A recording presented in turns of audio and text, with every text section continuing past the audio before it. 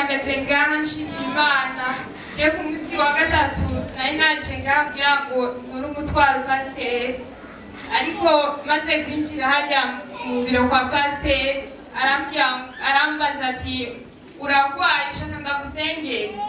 Nanje rero ndabura ikintu mvuga n'umutwaro nari mfise ndawibagira, ariko pasiteri ambonye aravuga ati wewe urafise ukwibagira kurenza.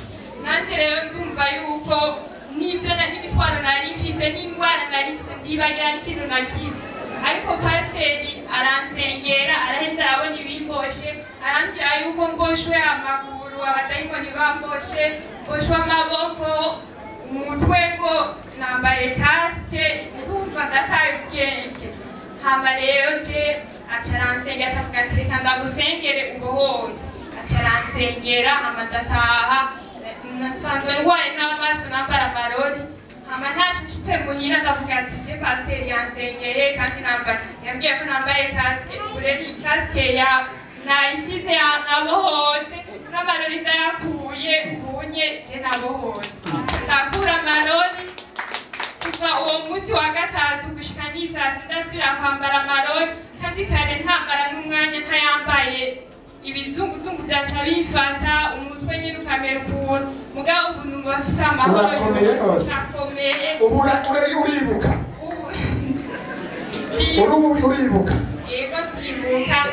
Ndavyumvise ko wibuka n'ivyo nakubwiye wibutse kweli. Haleluya! Umuntu yaje azanywe n'ivyiwe akavyibagira, ariko ibyo ndamubwiye inyuma yo kumusengera akabavyibuka, mwumva atagize na yewe kuko icubahiro c'umwami Yesu. Yesu amuha umugisha mwinshi cyane. Naje mpagaze hano nshimira Imana, mpagaze hano nshimira Imana. Naragwaje ikibondo canje ndaca ku bitaro i Matana, ariko ndongera nsohotse ibitaro ndajana umwana muhira, bica ndongera biranka.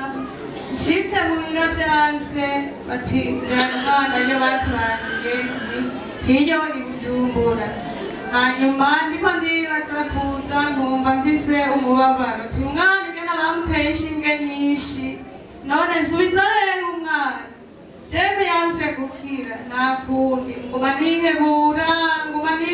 Hanyuma rero nguma nihebura, ariko Imana yo nyine ndiko ndayisaba, nguma ndayereka nti ntawarira umwana aryamye ariko ababaye, akaguma atabaza ati ntabara Mana. Imana yaramutabaye, nshitse hano manutse.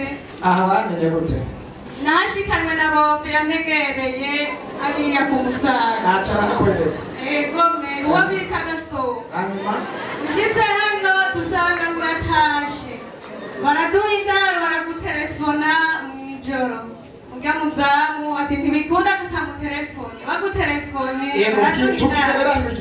Aho bigeze Ubu rero umwana icyo nshimira Imana, ubu aricara guhera mu gitondo. Ubu umwana n'ukuri ya misonga bimwe vyaje bizibura mu mutima, ubu vyarangiye. Umwana yakize, umwana aragenda, muri ya mafi aragenda. dukomera amashi umwami wacu. Imana n'ukuri nihabwe icubahiro. Amen. Imana n'ukuri yankora ibitangaza, umwana arahaguruka aragenda, n'ukuri nihabwe icubahiro. Abakozi b'Imana bagiye baritaho ikibondo canje, Imana yarakoze, barakoze. Imana ishimwe, Imana ishimwe. Uyu mama kabisa yari yacitse intege cyane rwose, ariko turashima Imana ko Imana yakijije umwana wawe.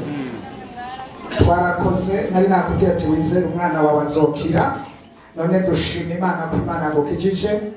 Ubu rero ugiye gusubira iwanyu i Matana iburori. Imana iguha umugisha mwinshi cyane. Sawa, dukomera amashi umwami wacu Yesu.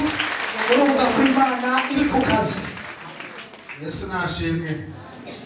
Icyambere ndaryohewe kuba ngiri muri iri shengero rya Repentance. Ibintu nshima n'ibintu bibiri. Ndashimira Imana cyane ko muri iyi minsi kuva ninjiye muri repentance ko umuryango wanje ukingiwe gusumba. Imana ishimwe cyane. Kindi cya kabiri nshimira Imana, nanje muri izi ndwi zibiri Imana yarampaye amafaranga. Ndashimira Imana. Amen. Imana yezagira umukozi wawe. Ubandanye wakira amafaranga mu izina rya Yesu.